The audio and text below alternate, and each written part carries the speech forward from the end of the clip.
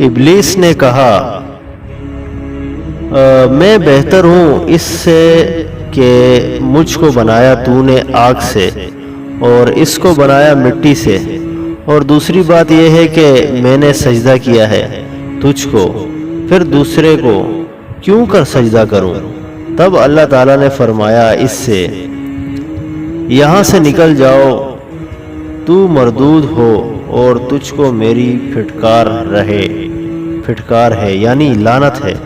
قیامت کے دن تک علماء نے اس بات کے اختلافات کیا ہے کہ بعض نے کہا ہے کہ اس سے مراد یہ ہے ایمان سے، اور بعض کے نزدیک نکل جانے سے مراد یہ ہے کہ جماعت فرشتوں کی، اور ابلیس کی صورت میں ہو جا۔ تب غضب الہی سے اس کی صورت بدل گئی اور آنکھیں سینے پر آ گئیں۔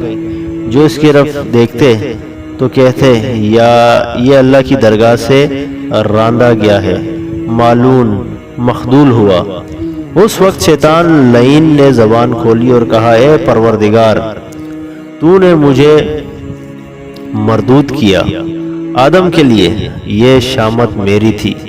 تب حق تعالیٰ نے ارشاد فرمایا اے ابلیس، تو اپنے نوشتے کی طرف دیکھ۔ جب دیکھا تو یہ لکھا تھا جو بندہ اللہ کا حکم نہ مانے سزا اس کی لعنت ہے۔ اس نوشتے کو پڑھ کر تجلو مایوس ہوا اور کہا اے رب، مجھ کو ڈھیل دے جس دن تک مردے زندہ ہوں، اور دوسری عرض یہ ہے کہ گوشت اور پوست اور رگوں میں آدمیوں کے مجھے دخل دے اور ان کے دیدوں سے مجھے محبوب رکھ۔ تب اللہ تعالیٰ نے فرمایا تجھ کو ڈھیل ہے اس وقت تک جو دن کے معلوم ہے۔ جب مراد اس کی حاصل ہوئی، کمینگاہ میں آدمی کی جا بیٹھا اور طاق میں رہا۔ پھر کہا شیطان نے قسم ہے تیری ذات کی، میں گمراہ کروں گا ان سب کو مگر جو بندے ہیں تیرے، ان میں چنے ہوئے۔ بس اللہ تعالیٰ نے فرمایا ٹھیک بات ہے یہ، اور ٹھیک ہی کہتا ہوں، مجھ کو بھرنا ہے دوزخ تجھ سے اور ان سے جو تیری راہ پر جائیں گے۔ بعد جناب باری کے حکم کے تخت آدم کا فرشتوں نے جنت الفردوس میں جا رکھا، اور سب نعمتوں جو حق تعالیٰ نے ان کو عنایت کی تھی ان کے ساتھ ہی ان کو قرار و تسلی نہ تھی، کیونکہ آرام و تسلی ہر کسی کو اپنے ہم جنس سے ہوتی ہے، اور عالم تنہائی میں کوئی ہم جنس ان کا نہ تھا، اور خالق کی مرضی یہی تھی کہ ان کا جفت و ہمسر پیدا کرے، کیونکہ بے جفت و بے مثل و بے مانند و بے حاجت سو اللہ کے کوئی نہیں۔ جب وہ بے قرار ہوئے تب حق تعالیٰ نے ان کو خواب میں ڈالا، اور وہ ایسے سوئے کہ نیند نہ آئی اور نہ بیدار ہوئے۔ اس صورت میں خالق نے جبرائیل سے ایک ہڈی بائیں پہلو سے ان کے نکلوائی، اور ان سے ان کو درے دوالم نہ پہنچا تھا، اگر پہنچتا تو ہرگز محبت عورتوں کے دل میں مردوں کی نہ ہوتی۔ اس ہڈی سے حضرت حوا علیہ السلام کو بنایا۔ خوبصورتی و نیک روئی و ملاحت و حسن و جمال اور جو کچھ خوبیاں جہان کی عورتوں میں تھی، تمام تر حق کے سبحانہ تعالیٰ نے ان کو بخشی، اور زیر کے شرم اور مہر و شفقت کمال ان کو دی، اور حلا زری بہشت سے لا کر ان کو پہنائی، اور تاج زری ان کے سر پر رکھ کر تخت زری پر بٹھایا۔ بعد اس کے آدم کو نیند سے بیدار کر کے حوا علیہ السلام کے ساتھ جلوہ دیا۔ آدم علیہ السلام نے حوا علیہ السلام کو اس طرح دیکھ کے بے اختیار چاہا کہ ان پر دستے انداز ہوں۔ تب درگاہ الہی سے آواز آئی اے آدم خبردار، اسے مت چھوؤ، بے نکاح اس کی صحبت حرام ہے۔ تب آدم نے ان سے نکاح کرنے کی خواستگاری کی۔ بعد میں حق تعالیٰ نے آدم کا نکاح حوا علیہ السلام کے ساتھ کر دیا، اور فرمایا سر اور پردے اور حجلے جتنے ہیں لگائے جائیں، اور طبق زری مراد و دیدار جواہرات نثار کیے، اور 7ویں آسمان کے فرشتے سب درخت توبی کے نیچے حاضر ہوئے۔ بعد میں حق تعالیٰ نے پردے سب اٹھا لیے اور ثنا اپنی آپ کو سنا دی۔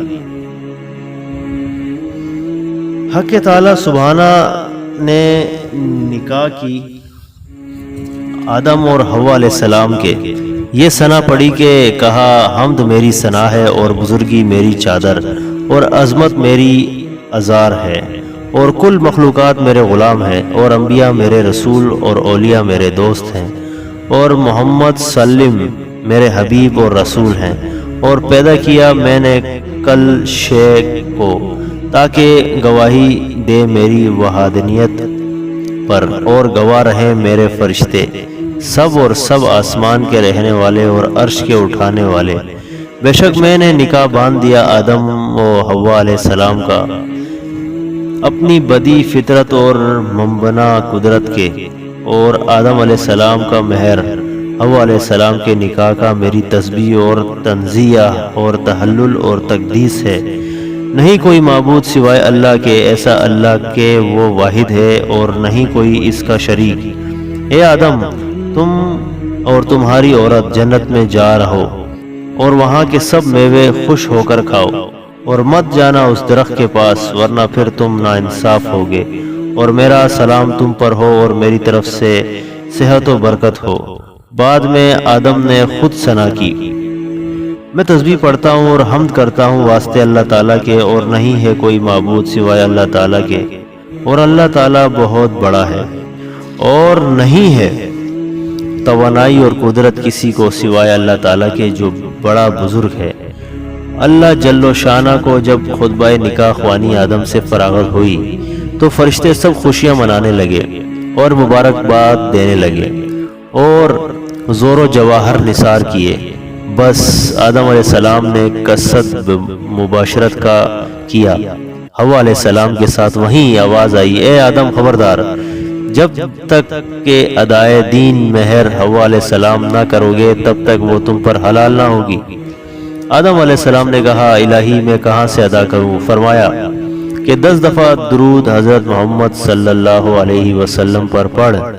آدم علیہ السلام نام برگزیدہ سنتے ہی مشتاق کے دیدار کے ہوئے۔ اللہ کا حکم ہوا کہ تو ناخن دست پر اپنے دیکھ۔ آدم علیہ السلام نے دیکھا، صورت محمد صلی اللہ علیہ وسلم کی معلوم ہوئی تو مہر فرزندی اور شفقت پدری دل میں زیادہ ہوئی۔ تب آدم علیہ السلام نے شوق سے حضرت محمد صلی اللہ علیہ وسلم پر 10 مرتبہ درود پڑھا اور ان کی رسالت پر ایمان لائے۔ تب اللہ تعالیٰ نے فرمایا، اے آدم، یہ 10 دفعہ درود جو تم نے پڑھا ہے یہ اتنا مرتبہ رکھتا ہے کہ اس کی برکت سے ہم نے تم کو سب نعمتیں بخشی اور حوا علیہ السلام کو تم پر حلال کیا۔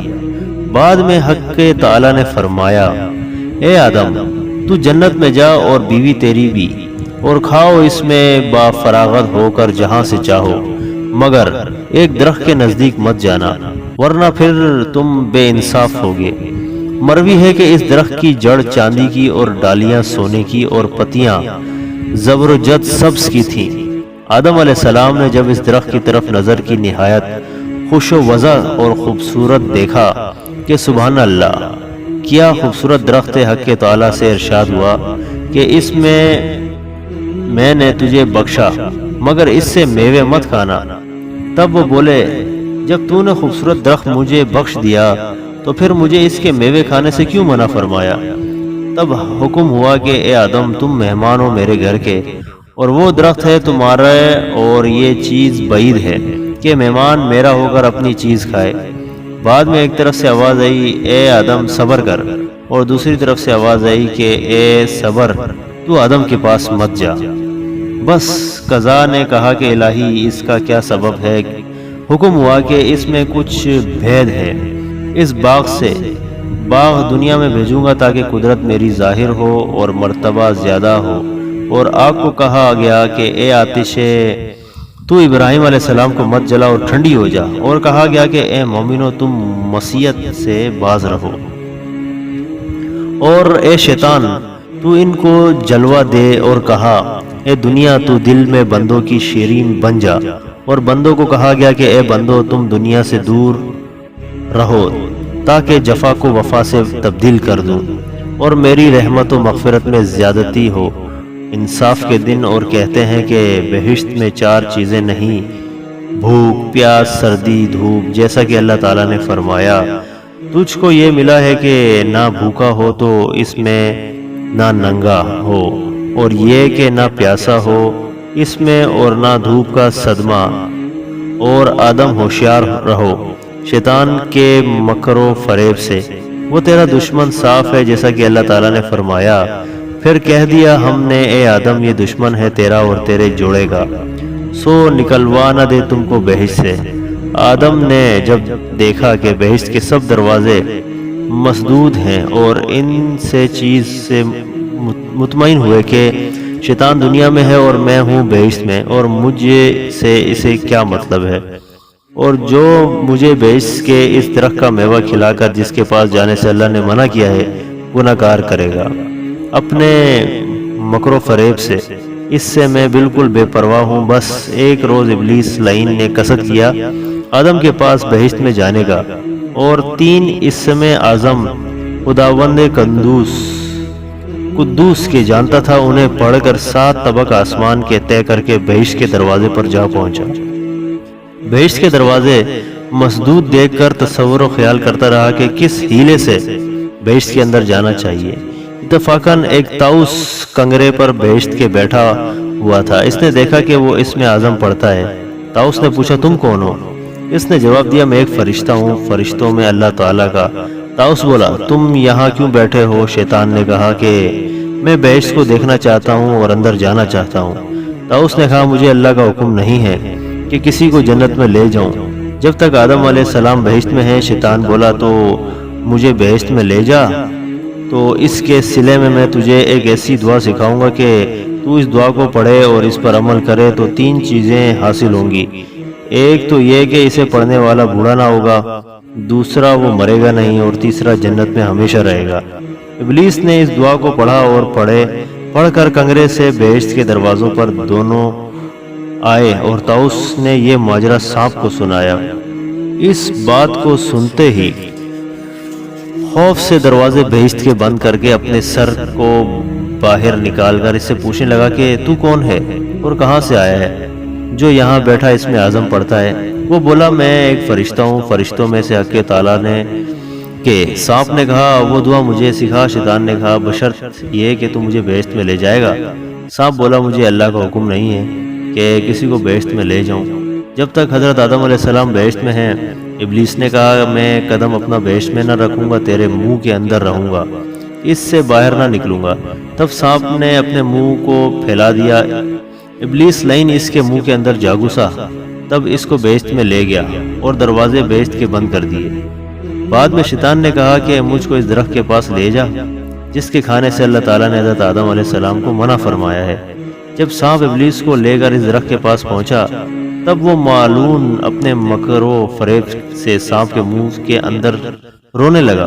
جو شخص کے پہلے نفاق سے رویا اور شیطان لعین تھا، وہ شیطان لعین تھا، اور اس کی آواز سن کر بہشت کی حوریں اور غلمان سب کے سب جمع ہوئے اور کہنے لگے ہم سب یہ آواز سانپ کے منہ سے کبھی نہیں سنی تھی۔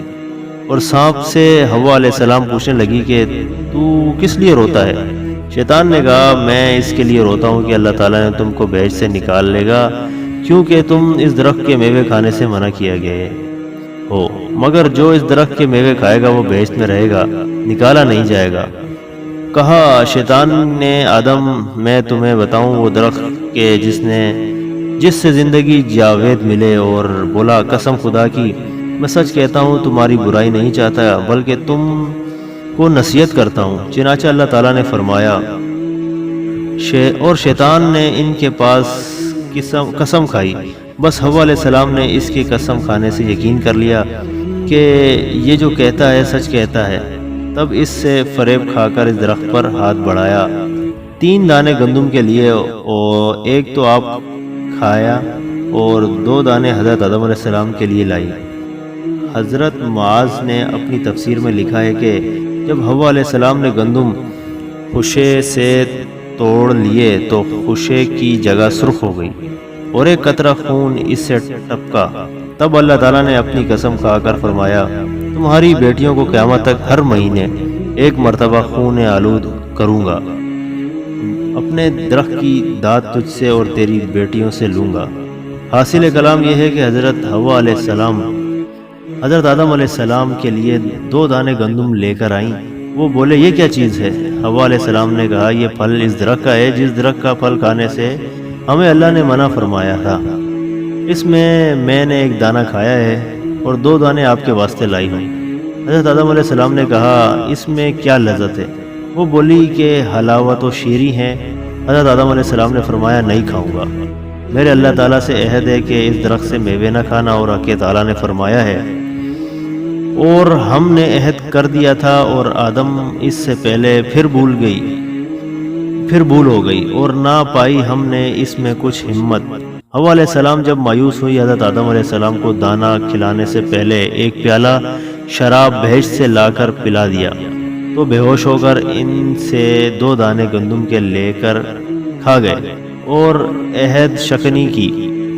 ہنوز دانے ابھی حلق کے نیچے نہیں اترے تھے کہ تاج ان کے سر سے اڑ گیا اور تخت سے بھی نیچے گر گئے اور دونوں ننگے ہو گئے، جیسا کہ باری تعالیٰ نے فرمایا۔ پھر چکھے درخت سے دونوں نے میوے اور ظاہر ہوئی شرمگاہیں ان کی اور بہشت کے پتے جوڑنے لگے۔ جس درخت کے پاس پتے کے لیے جاتے وہ درخت پتے نہ دیتا۔ جب درخت انجیر کے پاس گئے دونوں تو اس درخت نے سر جھکا دیا اور کہا، مجھ سے پتے ضرورت کے مطابق لے لو اور ان پتوں سے اپنے ستر کی پردہ پوشی کر لو۔ چنانچہ دونوں نے اس درخت سے پتے لے کر اپنے سر ڈھانپ لیے اور درخت عود سے بھی پتے لے کر اپنی ستر پوشی کر لی۔